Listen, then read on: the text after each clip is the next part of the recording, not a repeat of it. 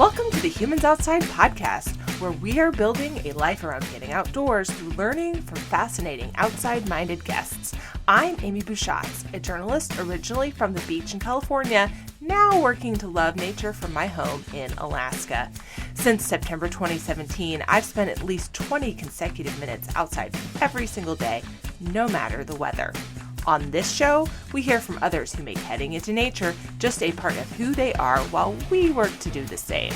If you love what we do, you can support Humans Outside on Patreon or leave us a 5-star review wherever you get your podcasts. Ready for the good stuff? Let's go.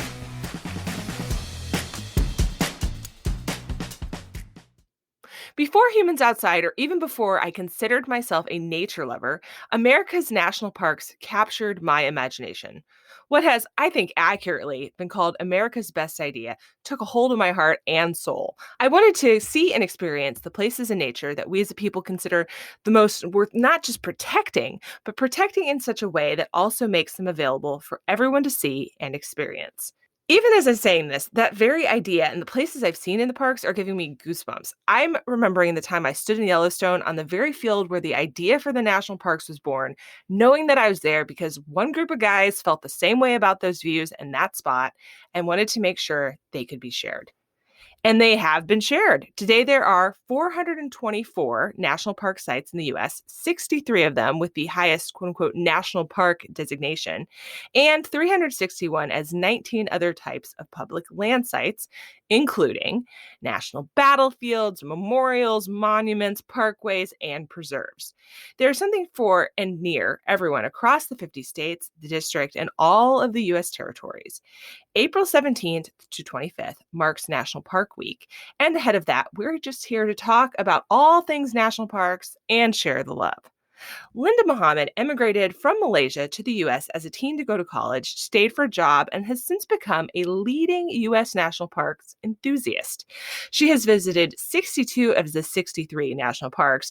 The U.S. added one in December of 2020, and she hasn't visited that one yet. And that's a really big deal because some of them, especially in Alaska, are super hard to get to and include things like private flights.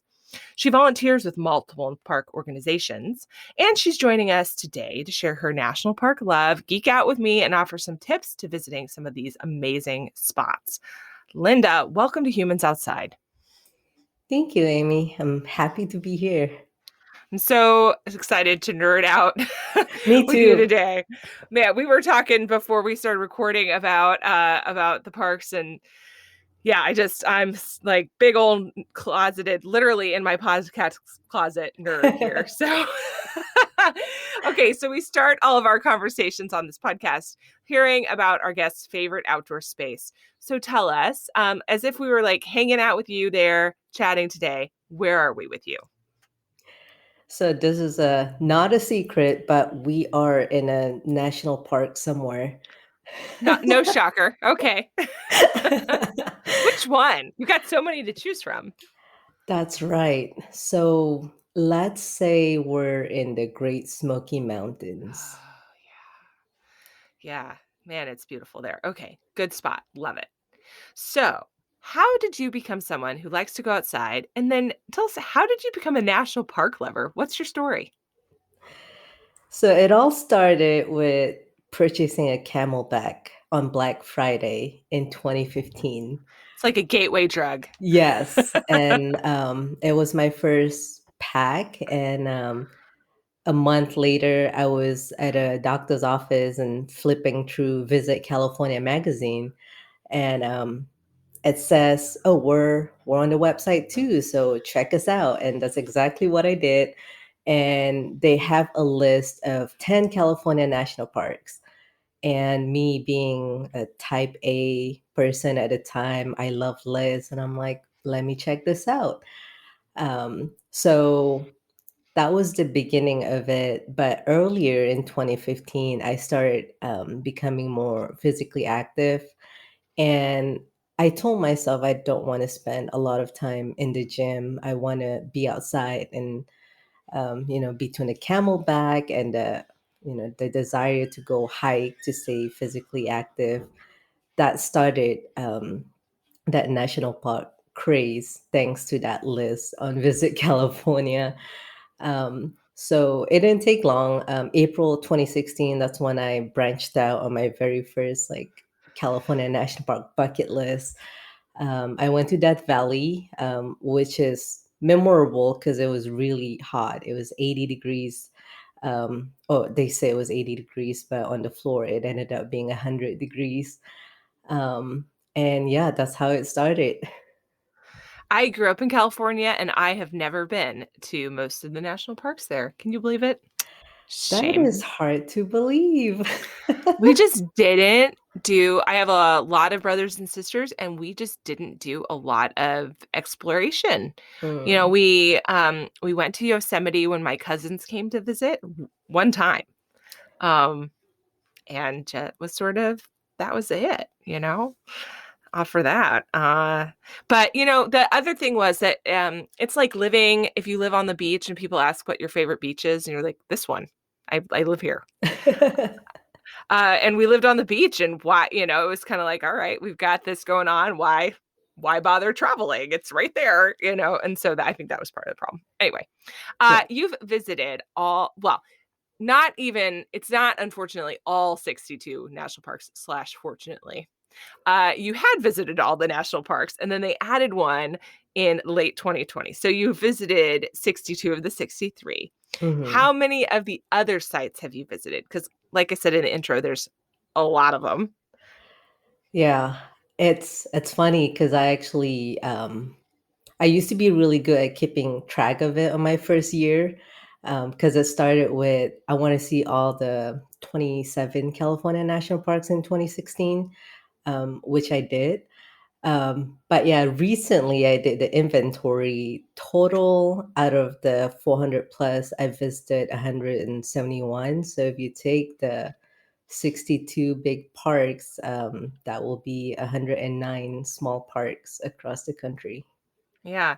And there's a lot of them. It's especially if you live on the East Coast, the national Yes. battlefields alone can be a Hmm. full-time job. Yeah, and I'm jealous of my friends, national park lovers who lives on the East Coast because they get to visit all the small parks like really quickly. Just go for a weekend and you get five Right. parks.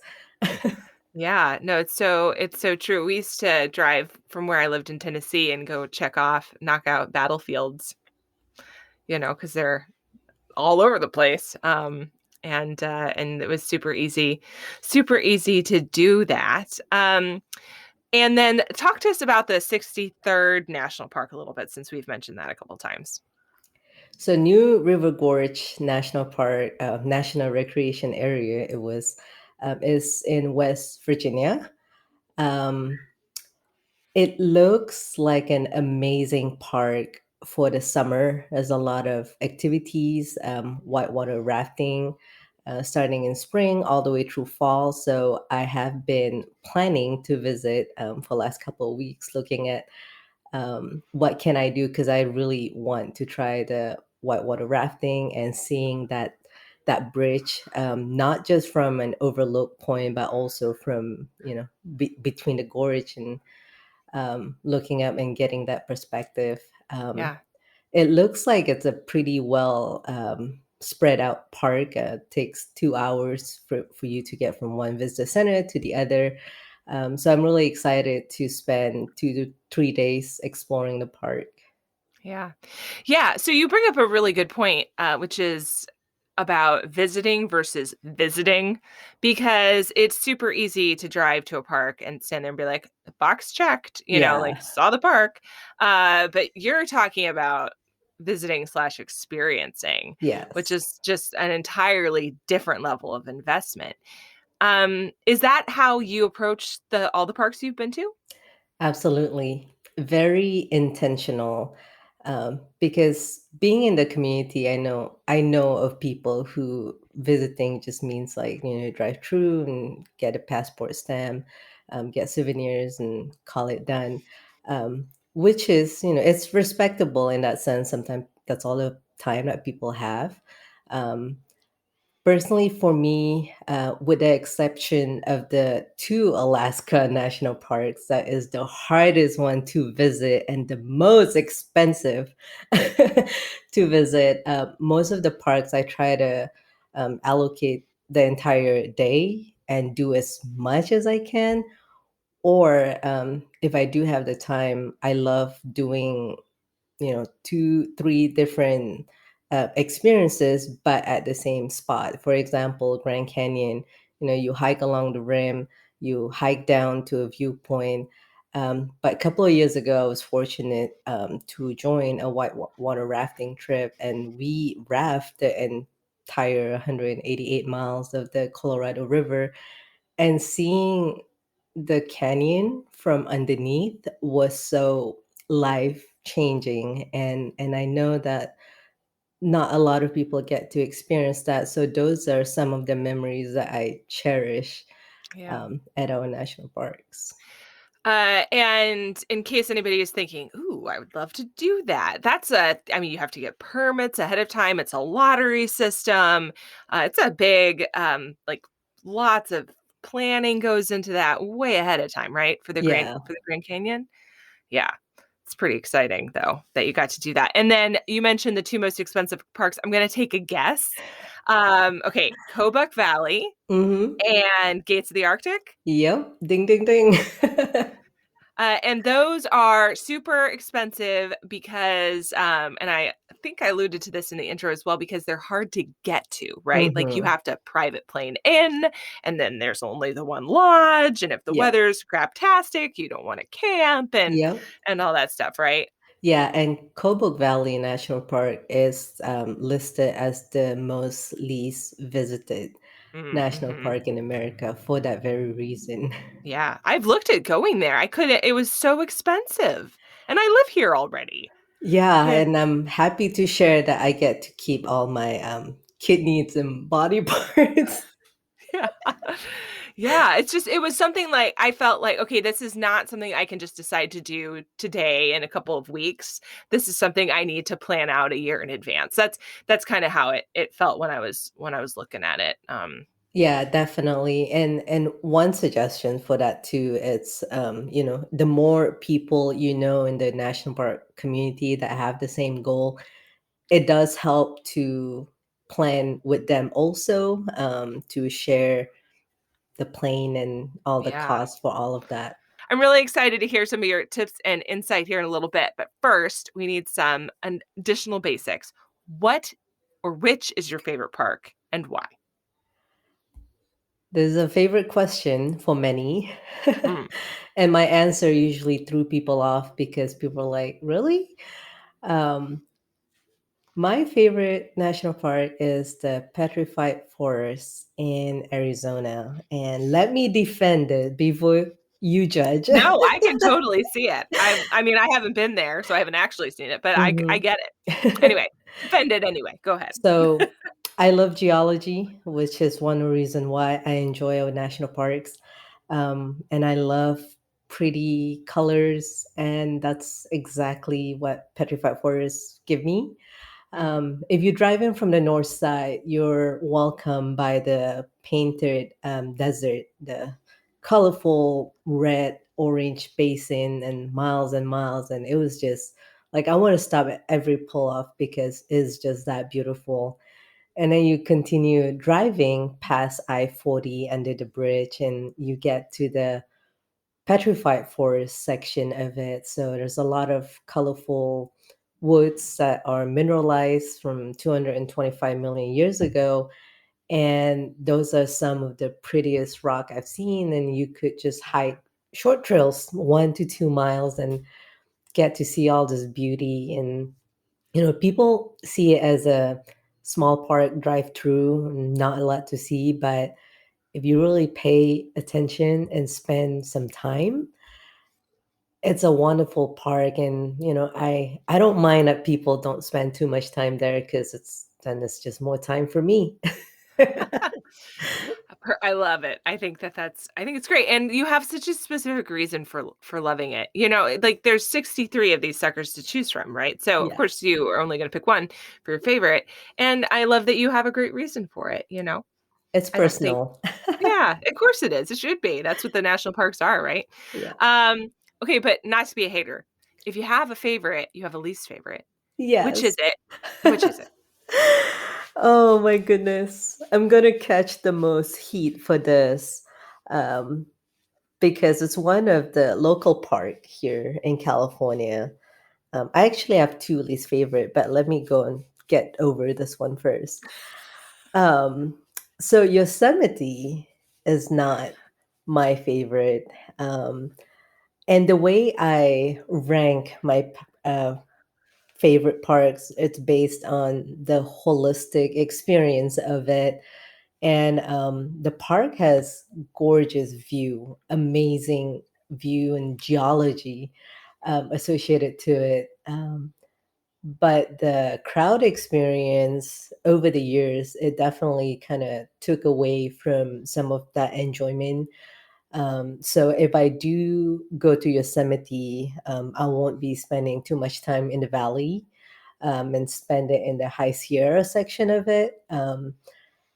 But yeah, it's the one park that I would go if my friends wants to go, but if it's just me by myself, I'm like, I'll go to Sequoia. It's closer and I love it more.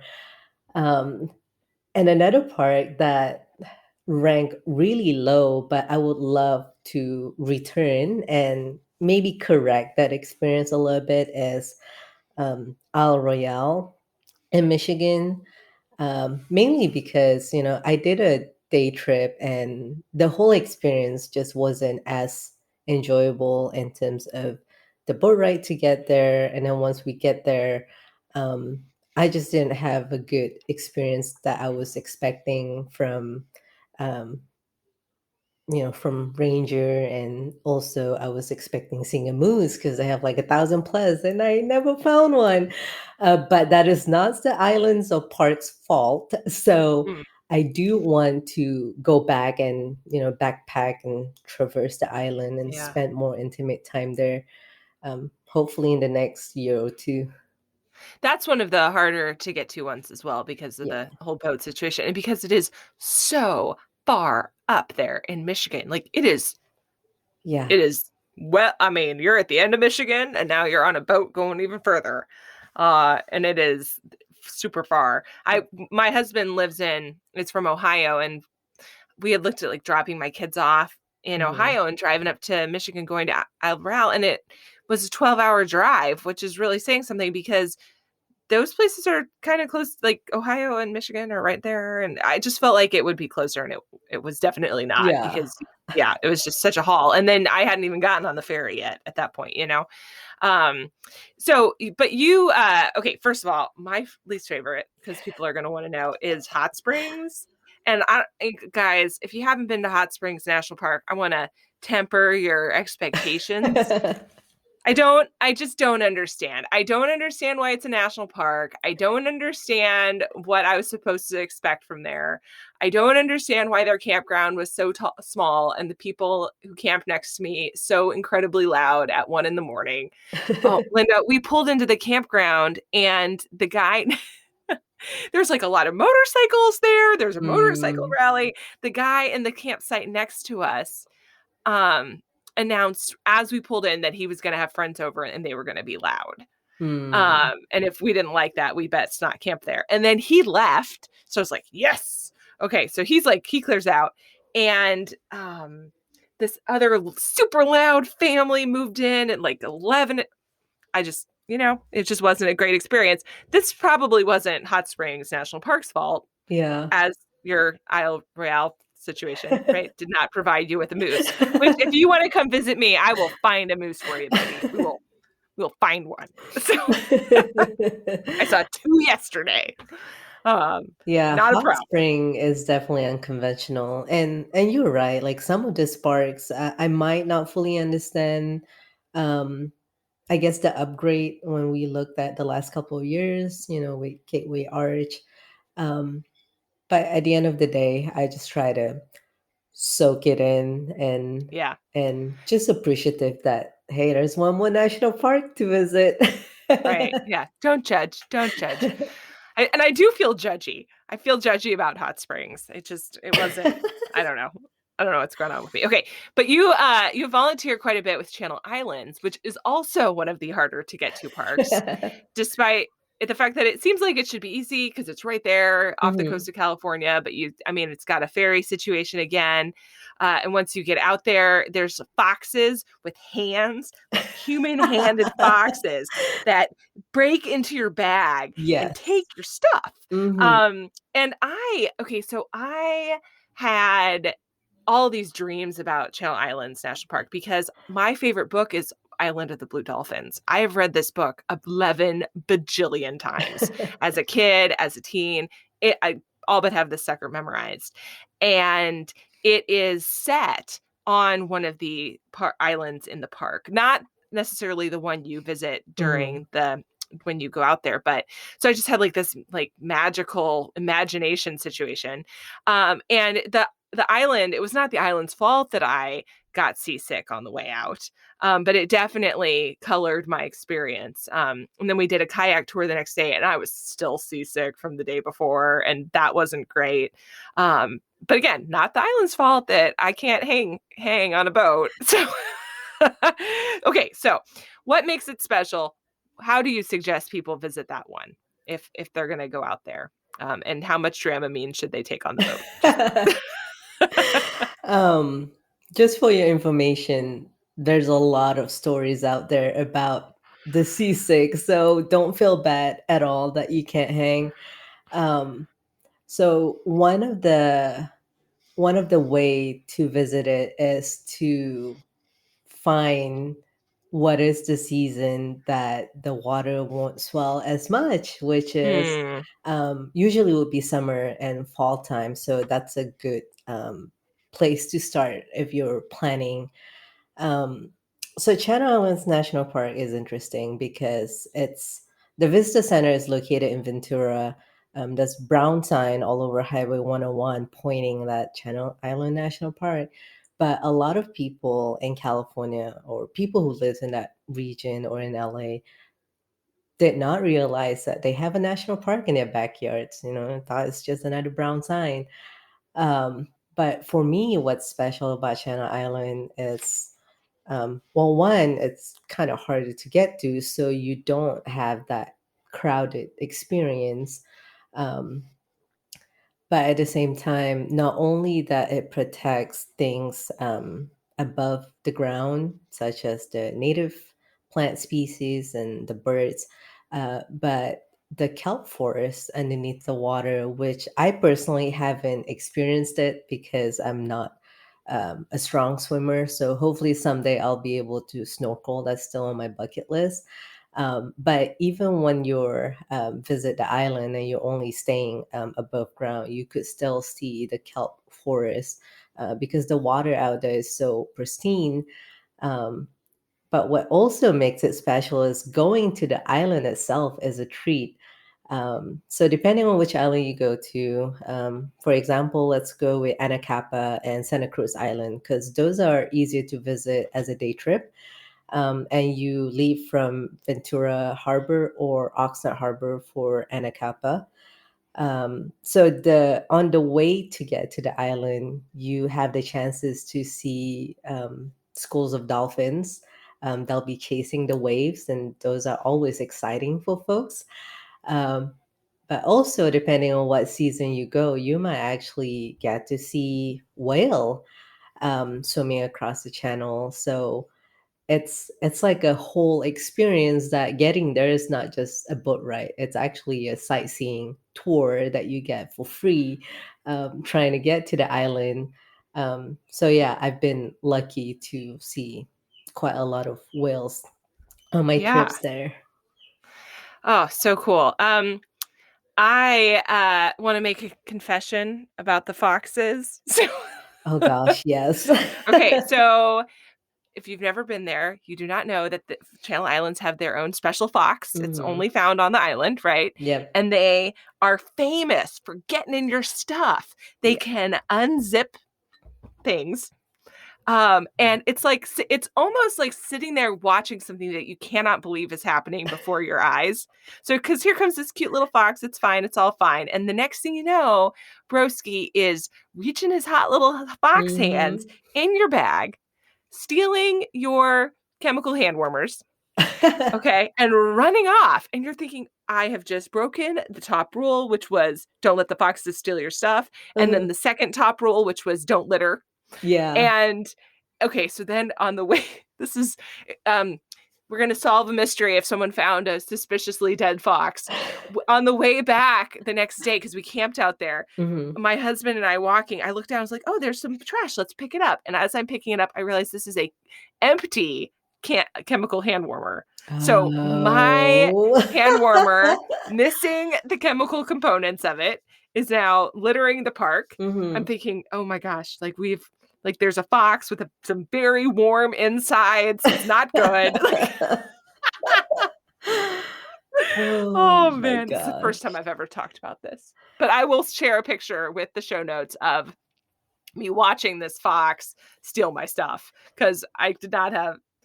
Yeah, yes, I got a picture. Okay. Yeah, if you do camp in Santa Cruz, if you haven't camped to all of y'all listening out there, they do have a bear box, except for it is for the foxes. And yes, I have watched those foxes steal saltine crackers that were placed in the box, but it wasn't shut all the way in.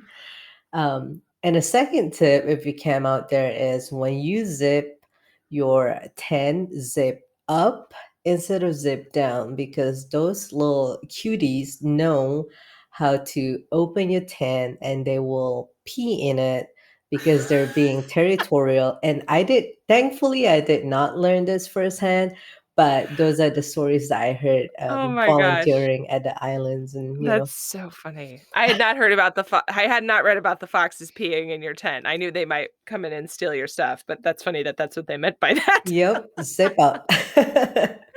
And we were sitting right there, eating dinner when this fox attacked my hand warmer stash. Rude.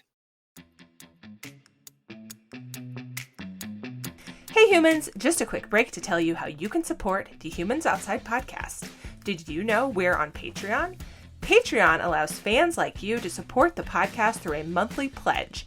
By pledging a little cash each month to support the Humans Outside podcast, you can have access to my bonus features, guides, discount codes, and an exclusive episode on... You know what? Actually, just go check it out. You'll also get my eternal gratitude, of course. Check us out on Patreon at patreon.com/humansoutside. That's patreon.com/humansoutside. Now, back to the show.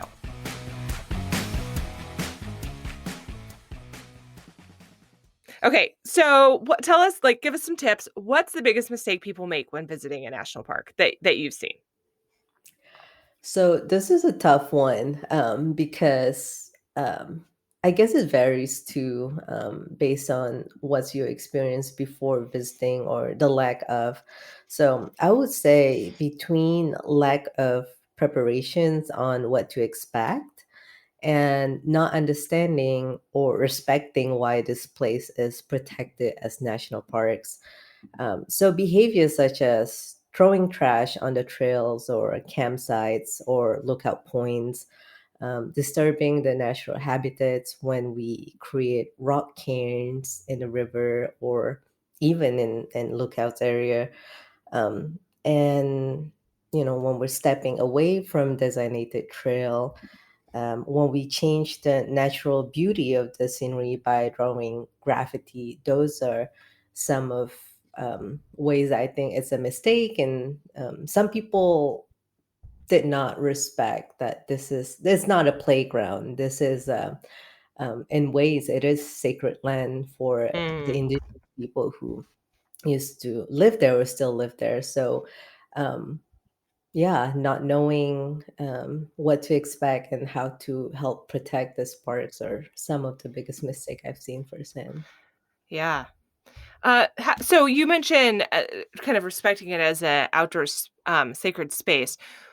How can we be good citizen advocates for the national parks? So, in relation to that, there's three ways that I think about this.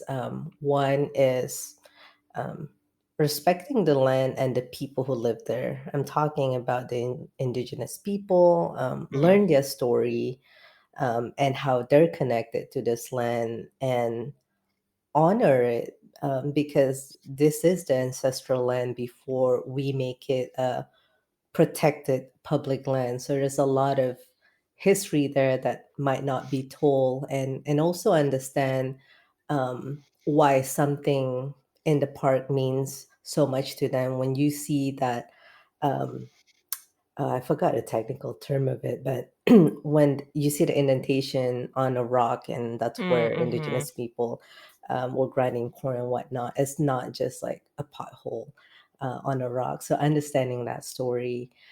um, Secondly, this sounds kind of silly, but pay pay your fees associated to your visit. You know, if you go there, there's an entrance fee. Um, Pay it. If there's campground fee, sorry, talking about fox and peeing. If there's campground fees, pay it, because understand that parks have minimal budget, and the fee that we pay to enter, it does help in sustaining and maintaining the park. And lastly, this is a little bit biased because it is my experience, but I suggest that if you have the capacity, give back to the parks, whether it's in terms of your time volunteering, or making donations to the park. Something as simple as joining the national park nonprofit friend organization, and Mm. pay an annual fee as little as $20 for the year, and then that helps support the park in that way. Or if you purchase stuff from the bookstore inside the visitor center, that also help. All those fee goes to a nonprofit and then goes back to the park. So yeah, personally for me, like the reason why I volunteer with National Park Service is after my first year of visiting all the California sites, I feel like I gained so much of richness in my life, and that experience spending time outside, it literally changed me for the better. Like I now have a healthy outlet to to go somewhere when I'm stressed or feeling anxious, and also something to look forward to at the end of the work week. So I feel like I owe it to the park to give some of my time, which is, sometimes it's actually more valuable than money, because time is invaluable.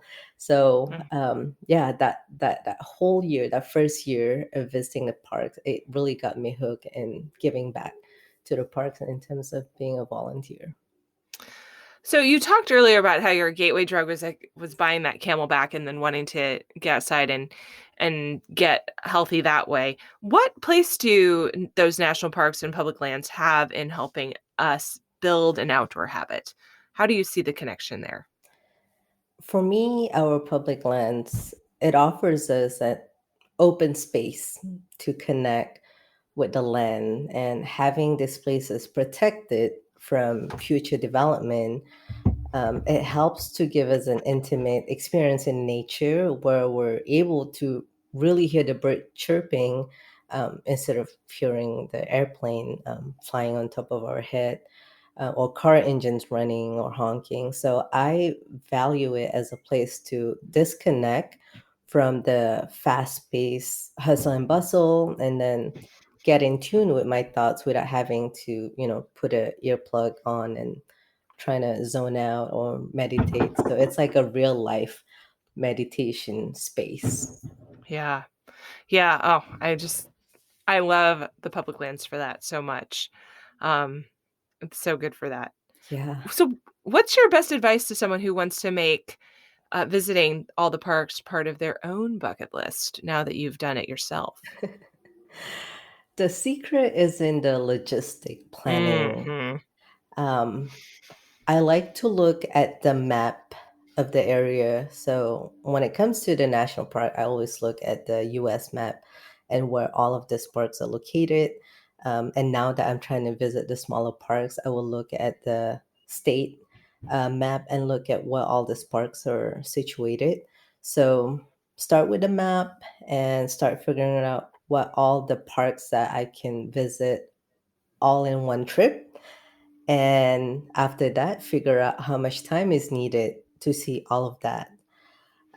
But most importantly, which, some people might disagree with me because we have different priorities. But personally, I would say you have to make the time to visit the parks. You're not like the time is not just going to magically appear and you have extra day. Like Mm, it's very intentional, and it might not be your priority now for various reasons, which I do understand. But at the end of the day, you do have to make the times for things that you desire to do, and that's why this whole bucket list mentality, it's like you have to do it because you don't know when you're gonna kick the bucket. right. Oh, it's so true. Make a list. Although you and I are both type A, so that's easy for Yeah. us to say. Yeah. And Yeah. and also like once you plan where to go, it's so much easier to kind of like figure out the cost and start saving for the trip, and also start accumulating the hours or planning, setting a goal. This is the date that we're going to do it. So it's part of that making that time, and you be intentional about it. Yeah. And I think if you make that plan too, you're going to enjoy the park more once you get there. It won't just be something that you slid by. I visited the a park in Hawaii a couple of weeks ago Mhm. that I was there to sit on a beach, and my husband wanted to go to the national park, which obviously I'm all about going to the national parks, but it had not been something that I had considered when I booked the trip. Mm. It just wasn't the thing that I was there to do. And so I did not do a lot of research. I let him take care of that. I'm in Hawaii to be warm. We get up there and it's really cold. And we had our little kids with us. I hadn't planned to do a big hike, so we didn't do that. And I feel like I missed out on the park. I feel like missed a chance to go experience one of the national parks. I also was a little bummed about the visitor centers being closed. That kind Yeah. of put a rained on my parade Yeah. a little bit, because that's where I lean on those, without doing my own research, right? To Yeah. get the information, then they weren't there, and that was a little disappointing. On that vein, though, give us some ideas for visiting while we're still in a time set. Things aren't open when when they usually are. All right. First, I would say find beauty in the small and local parks, and you might have been there a dozen of times, but you can hike different trails or go at a different time: sunrise, lunchtime, sunset, or season, just to have a different experience. And I would say sometimes you'll be surprised. Hmm. For me, living in Bakersfield, Sequoia National Park is 2 hours drive away to the south entrance, and I visited in different times of the year, and every single one of them give a different experience. Um, Another tip would be, while we're still going through this COVID time, I suggest visiting parks with scenic byways. Hmm. You spend less time on the trail, but more time on pull offs and less crowd. And take the time to soak in and take pictures. So yeah, a little less hiking, but you still you get to experience the park in a different ways and soaking it in, instead of just trying to get to a trailhead at a certain time before the parking lot is full and trying to hike and worry about your breath and cardio and everything. So it's a different perspective of experiencing the park. Um, and finally, if you're out there visiting the parks, and it sounds like broken record, but wear your mask and sanitize your Hmm. hand, because the trails, it gets crowded sometimes, and they're only like a foot wide, and you can't help passing people. So I think keeping that mask on, at least when you're passing people, that's a good way to still be safe while we're out there exploring. Yeah, awesome. Okay, Linda, you and I could talk all day about the national parks, and maybe we should do that, but not make people listen to us. But okay, so we're going to wrap up this episode of Humans Outside the way we usually do with our guests, which is hearing about your favorite and most essential gear. I want to know what is it that you take to the parks, can't live without, love to use, and is it that Camelback? Are you still hooked?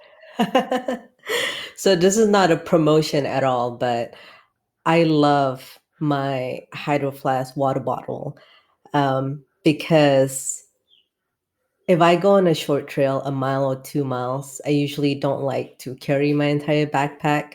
So I love just having that on one hand and the other hand with my phone to take pictures of all the trees and rocks.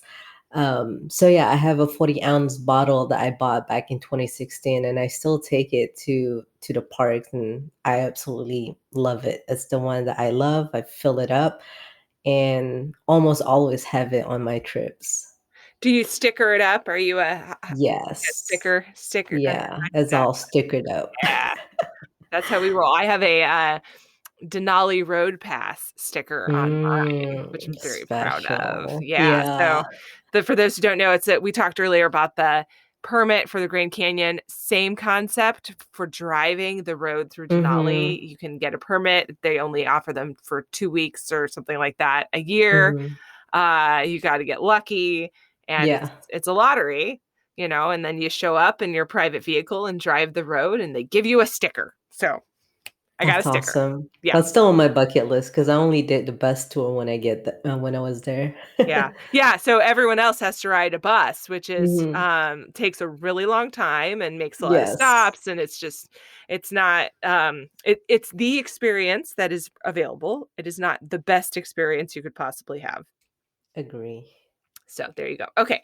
Um, Talk to us about your favorite outdoor moment. So we like to close our podcast episode just sort of walking out with you, imagining ourselves with you in the best outdoor moment you've had. So like if you were going to close your eyes and just envision your favorite outdoor moment, where are you? What are you doing? Take us there.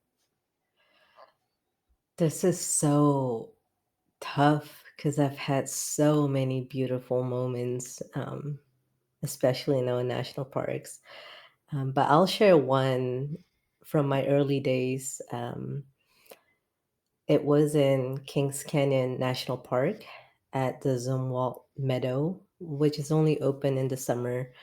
I walked down this boardwalk into the meadow.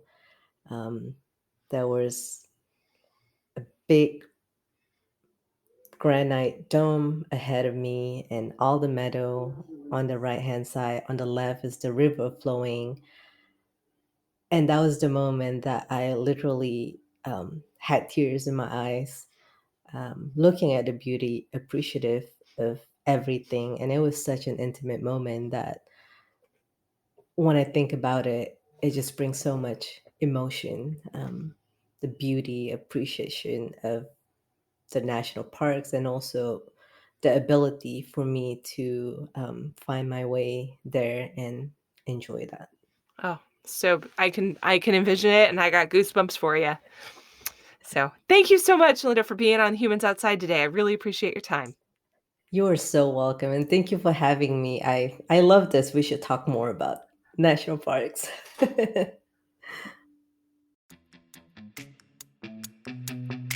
That's it for this week's episode of the Humans Outside podcast. If you've enjoyed this episode, give us a little love and leave a rating and review to make it easier for others to find the podcast too.